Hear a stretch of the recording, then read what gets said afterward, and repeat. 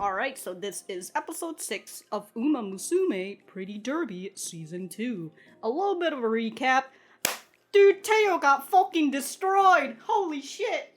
Anyways, yeah, we had a bit more of the whole training, but we've just been hyping up that episode of the Spring Tenno show since, like, episode 4 and the half of episode 5, and when we finally got hit into the race. I didn't say in the previous episode, but I really enjoyed that race, for the most part. Other than the fact that I was just anxiously watching the whole thing that whole time, you know? Again, my heart was fucking beating.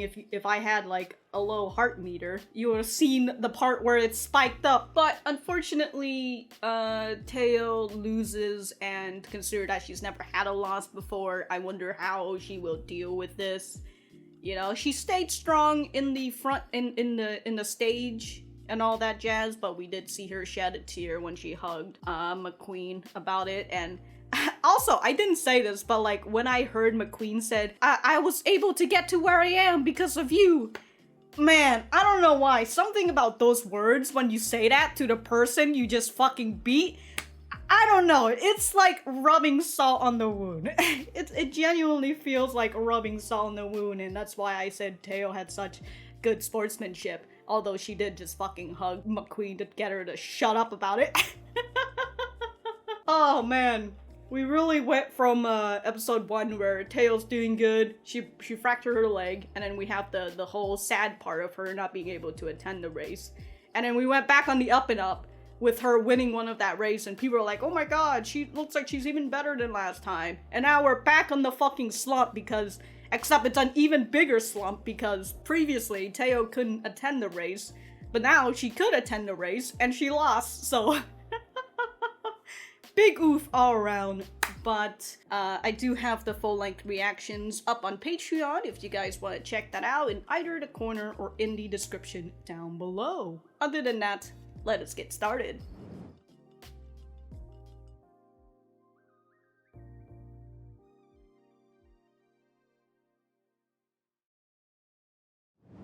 Ooh! I'm slightly frustrated all over the place. I genuinely am frustrated all over the place. But perhaps Teio has gotten her the spark that she wanted, you know, or the spark that she can now look forward to, her new goal and all that.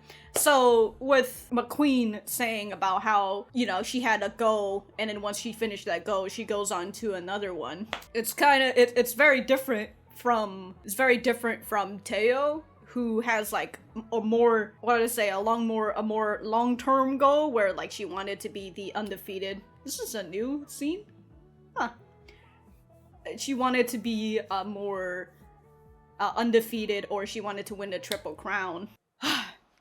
Okay. What was I saying? Oh yeah, well actually let me just go back to the center and then we'll talk about it here. Hello. Welcome back to the center. If you guys got anything to talk about about this episode, let me know in the comments down below. You know that I always like talking to you guys. Alright, back to what I was talking about. Yeah, I felt like Teio had like that long-term goal of, you know, winning either getting Triple Crown or being the undefeated, while McQueen had like short-term goals that will eventually pile up as the long-term. You know, she has like, I'm gonna do this, and once I finish this, I'm gonna do that. And while, again, I don't know why I'm fucking repeating this over and over. So let's not do that. I already fucked up that take anyways. But anyways, that was a nice downer episode. Both Teio and McQueen got injured just because they were putting like max effort at that point. So both of them got injured. And McQueen, oh shit, my camera. Hello, welcome back. And McQueen is just like, well, if you need me, I'm gonna go home and exercise all day. Meanwhile, Teio's just been in the slump, she's been listless, and she just doesn't know what her next goal is, consider that her current goal is already broken, and we find out later towards the end that, you know, her new goal could just to be defeating McQueen. And McQueen does give a good thing, which is like, hey, perhaps the reason why I won is because I had the advantage, and it's also the fact that it was Teio's first long distant run anyway, so like it wasn't really what she was best at. So she's like, hey, my next goal is to defeat you at your best, so like at your best distance. She hasn't completely lost. By she, I mean Teio. Teio hasn't completely lost, because she still has a chance to win against McQueen. And I guess at that point, if Teio wins against McQueen at her best distance, they're at a tie. So I said that I felt very frustrated, and that frustration kind of stemmed from McQueen. But from this episode, well, actually it started since like episode 4, what I felt like, I can definitely see why people ship these two characters together. They've got a good chemistry with each other, and like I understand that, you know. I like Teio as a character, and I sort of like McQueen's as well, but I'm still getting that slight frustration from her, and the reason for that is because of her attitude. And I don't know why, I was just getting a little frustrated, especially when they brought Teio up to the sanatorium, and we just see Teio there, and I was just like, I don't know why, but I'm getting some frustration welling up in me, and I don't like it. But, you know, that feeling will probably fade once Teio gets over her slump.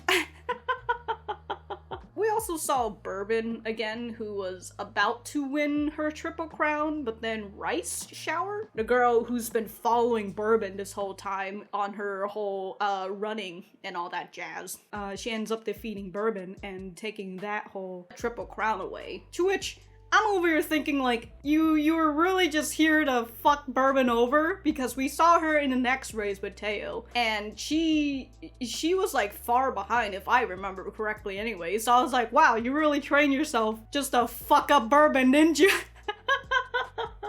Well, Bourbon, being as stoic as she is, she's like, well, I lost, but I gained something from what I've lost, so I'll win next time. See you later. We also saw Palmer and Helios too, I think. Well, actually, we saw quite the pairs in there, just to really reinforce that Teio is a pair with McQueen, with Palmer and Helios and what was their girl's name? Vodka and Scarlet. You know, in the way that those two, they're rivals, they compete and they get better with each other. The same thing with Palmer and Helios, although they don't call themselves rivals, they are running friends, or BFF. Teio and McQueen can be, like, a combination of those two. But anyways. I'm just assuming we're gonna get, you know, more training next episode, except with Teio now having a goal to set on, and, yeah, I'm just, I mean, alright, I know that I said that Teio can't lose after her initial slump, but I'm gonna go back on that. I mean, even though I know that I said I wasn't gonna do fucking predictions because I'm really bad at it, that's why I'm not a fortune teller. Now that Teio has gone through 2 slumps, she can't go through another one, alright? Unless it's really 3rd time's the charm, but I don't really think 3rd time's the charm works for losing. But whatever, I'm just gonna go back on that. Teio can't fucking lose the next race with McQueen, alright? Because at that point, I'm just like, wow, I can't believe we're just watching a loser's journey. And I'm not saying that in like a mean way, I'm just saying that she lost. Despite all her other wins. But anyways, if I have anything else to say, I will write it in the description down below. Thank you guys for sticking around, and I will see you guys in the next episode.